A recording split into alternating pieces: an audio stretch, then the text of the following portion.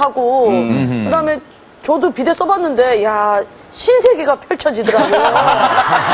예. 이게 나쁠 리가 없습니다. 나쁠 리가. 살아있네요, 진짜. 또 그걸 쓰다가 또 안 쓰면 상당히 또 예, 불편하고 그러니까 비데만큼은 방광 원인이 아닐 것 같습니다. 아, 그렇죠. 청결할 것이다, 오히려. 네. 김성경 씨는 2번을 드셨네요? 근데 염색은 보니까 요즘 새치이신 분들 굉장히 많잖아요. 그렇죠, 예. 그래서 뭐 어릴 때부터 염색하는 분도 굉장히 많은데 그렇게 따지자면 뭐 다 방광암 걸려야 되는 거 아닌가 싶어요. 그래, 염색과 방광. 그렇죠. 좀 멀잖아요. 멀긴 멀잖아요. 그렇죠. 예. 많이 멀죠. 많이 멀어가지고. 예. 저는요, 비데. 비데? 네, 저게 나쁠 리가 없어요. 제가 비데를 처음 사용한 게 KBS거든요. 네. 방송하러 갔다가. 내 생애 최초의 비데는 KBS 네. 비데였군요. 그때 제가 그 전까지는 화장실에 가면 오래 앉아 있었어요. 힘을 주는 거를 잘 못해서 오래 앉아 있었는데 네. 거기에 쾌변 기능이라고 있어요. 그렇죠, 그렇죠. 그렇죠. 아니 그렇게 편할 수가 없어요. 알아서 다 이렇게 쭉쭉쭉 예, 이렇게 예. 훅쭉 하니까. 시원하죠. 예. 예. 그래서 그 이후로는 제가 제 돈 들여서 숙소에다 비데를 설치했거든요. 쾌변 기능 있는 걸로. 네, 그렇죠. 쾌변이 제일 중요해요. 그걸로. 그래서 저는 저 비데가 건강에 나쁠 거라고는 생각을 전혀 못 하겠어요. 오히려 좋을 것이다, 역시. 네. 비데는 역시 KBS 비데가. 명품 비데예요. 비데도 너무 강하게 하면 네. 자기도 모르는 사이에 네. 자기 집에서 항상 설정해 놓는 비데가 아닌 이상은 이 쑥 치고 올라오거든요. 수압이 다르죠. 예. 그럴 때는 이제 그쪽이 이제 남자 같은 표현이네요. 경우에는 이제 뭐 전립선이라든지 네. 여러 가지 그 방광과 어떤 이쪽 기능을 담당하는 것들이 많이 모여 있습니다. 근데 거기에 이제 계속 자극을 받다 보면 네. 이 방광이 스트레스를 받아요. 그렇군요. 예, 정답 확인해 보겠습니다. 네. 어느 날 갑자기 혈류를 쏟으며 아랫배에 통증을 느낀 찬석. 그의 질환은 바로 방광암. 그렇다면 그의 생활 습관 중 방광암의 원인이 아닌 것은 무엇일까? 그렇다. 정답은 바로 3번. 비데예요. 비데는 방광 건강에 어떤 영향도 미치지 않는 걸까? 비데는 상관이 없군요. 비데 자체는 방광암하고는 별로 직접적인 관련은 없습니다. 근데 이제 청결하게 관리가 되지 않는 비데를 계속해서 쓰다 보면 거기가 이제 세균의 온상이 되니까 방광염이 아주 잘 생길 수 있는 거죠.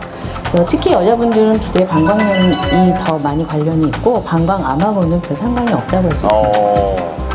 콩팥에서 만든 소변을 일정 기간 저장했다가 체외로 배출하는 기관 방광. 방광암이란 이곳에서 발생하는 악성 종양으로 통증이 없는 혈뇨, 빈뇨감, 뻐근한 아랫배, 체중 감소 등이 방광암의 대표 증상. 방광암은 전체 암 발생 순위 11위로 국내에선 그리 흔한 암은 아니나 남성에게선 전립선, 갑상선에 이어 7위를 기록할 정도로 여성에 비해 약 4배 정도 많이 발생한다. 방광암은 환경의 영향을 많이 받는 암이기도 하다. 그러니까 특정한 직업과 생활습관이 이 암의 원인이 되는 것이다.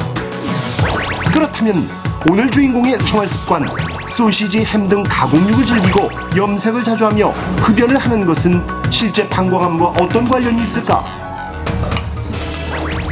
첫 번째, 소시지, 햄 등 가공육을 즐겨 먹는 습관. 이것은 방광암과 어떤 관계가 있을까? 가공육의 이제 보존 성분 중에 아질산염이라는 것들이 있는데요. 이런 것들이 조리 과정 중에 이제 그 변성이 일어나면서 몸 안에서 배설되게 될 때 방광 내피세포하고 접촉이 되면은 방광 세포가 변형이 일어나면서 방광암이 생길 수가 있습니다. 실제로 2010년 미국 국립암연구소의 연구 결과 붉은색 고기에 포함된 질산염과 아질산염 등을 꾸준히 섭취한 그룹이 이를 섭취하지 않은 그룹에 비해서 방광암 위험도가 29% 정도 높았다. 두 번째, 머리 염색. 이것은 방광암과 어떤 관계가 있을까? 염색약이 방광암의 원인이 되는 이유는 바로 염색을 빨리 그리고 오래 유지할 수 있도록 도와주는 파라페닐렌디아민이란 화학 성분 때문이다. 머리 염색하고 방광암은 굉장히 밀접한 관련이 있습니다. 그 염색약 성분 중에 파라페닐렌디아민이라고 하는 성분이 들어있게 되는데 이런 것들이 염색을 하는 과정 중에 이제 코로 흡입이 되기도 하고 피부로 스며들기도 하게 되면서 오랫동안 염색한 사람들이 그렇지 않은 사람들보다 방광암에 훨씬 더 잘 걸린다고 알려져 있고 직업적으로 이런 염려들을 잘 다루는 사람들 아니면 이제 미용사들 같은 그런 분들이 훨씬 더 그렇지 않은 사람보다 방광암에 잘 걸리게 되는 거죠. 조심하셔야겠네요. 실제로 미국 한 대학의 연구에 따르면 10에서 15년 이상 매달 염색약을 사용한 여성의 경우 그렇지 않은 여성보다 방광암 발생률이 최대 5배 이상 높았다. 세 번째, 백해무익한 담배. 담배가 강력한 발암물질이란 사실은 이제 너무나 잘 알려진 사실. 그런데 과연 흡연과 방광암 얼마나 관계가 있을까?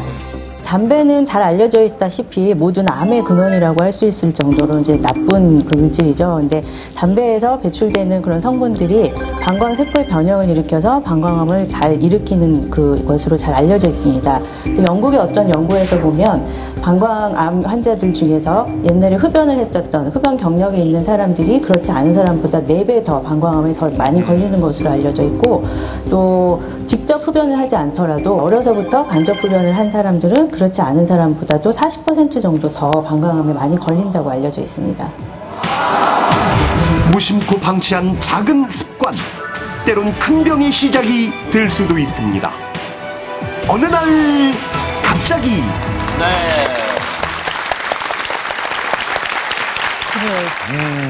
그러네요. 누가 맞히셨죠? 큐라 씨. 큐라 씨가. 당당히 맞춰주셨어요. 아니 좀 충격적인 게 햄 정말 부대찌개 매니아로서 그렇죠. 조금 충격적이긴 한데 햄 먹는 양을 조금 줄이면 될 것 같은데 네. 그 아질산염 때문에 그렇죠. 문제가 되는 네, 거잖아요. 네. 햄 말고 또 그 아질산염 들어가 있는 음식이 또 있나요? 예, 이제 그 색깔을 내는 이제 가공육의 그 아질산염이 많이 들어가 있습니다. 그러니까 이제 우리 제 대표적인 음식이 햄, 소세지 그리고 이제 붉은 색깔의 발색제가 들어가는 음식들, 이제 그런 이제 음식들인데, 그게 이제 어느 정도 그 제한된 범위 안에서만 쓸 수 있도록 되어 있습니다. 그러니까 그런 음식들을 섭취를 할 때에 그 성분 정도를 확인을 하시고 지나치게 뭐 많다든지 의심이 된다든지 하는 것은 피하시는 게 좋고요. 기본적으로 평상시에 너무 자주 먹는 것이 안 좋은 거지, 그게 이제 먹으면 안 된다는 거는 아니죠. 근데 그 비뇨기 계통은요, 이게 배변 배출 기능이잖아요. 근데 수술 이후에 이게 그 기능이 제대로 안 돌아올까봐 걱정하시는 분들 꽤 있으신 것 같은데, 네. 그럼 이 방광암 같은 경우에는 어떻게 방광암 수술을 하고 완전히 다 제거를 해야 되는 건가요? 아는 방광암 환자분들이나 주변에 방광암 누가 걸렸다면 가장 많이 걱정을 하는 게 방광을 완전히 드러내서 이 배변 기능을 잃어버리고 정상적인 생활을 하지 못할까 봐 많이 걱정들을 하시는데, 요즘에는 그것들을 보완을 해서 인조 방광을 장을 이용해서 인조 방광을 만들어서 똑같이 소변을 보실 수 있게 하는 수술 방법도 개발이 되어 있고, 더 중요한 것은 조기에 빨리 발견을 해서 수술을 하시게 되면 내시경으로 그 방광이 그대로 있는 상태에서 그 안에서 내시경으로 우리 그 위암 수술할 때 위내시경 수술로 많이 하잖아요. 네. 똑같은 식으로 방광 안에 있는 암을 내시경 수술로 완전히 절제를 해서 조기 치료를 하실 수가 있습니다. 그건 걱정 안 하셔도 돼요. 네. 네. 아, 치료가 그렇게 초기에 발견하면 어렵지는 않다라는 그렇죠. 말씀. 네. 그래도 예방을 위해서 이제 마무리 말씀 좀 해주시죠. 방광암이 이제 굉장히 잘 알려진 발암인자들이 굉장히 잘 알려진 암입니다. 그러니까 대표적으로 잘 알려진 발암인자들, 흡연, 또 음식들, 또 염색 이런 것들을 이제 평소에 잘 관리를 하면서 좀 피하시고, 충분히 수분 섭취를 잘 해서 소변을 적절히 잘 배출을 해주면 아무래도 이런 몸 안에 들어왔던 이 나쁜 것들이 빨리빨리 배출이 되겠죠. 그래서 그런 것들을 좀 관리를 하시면서 몸의 면역력 항상 유지를 위해서 규칙적으로 운동하시고 적절히 식사하시는 게 제일 중요하실 것 같고요. 평소에 이런 것들을 미리미리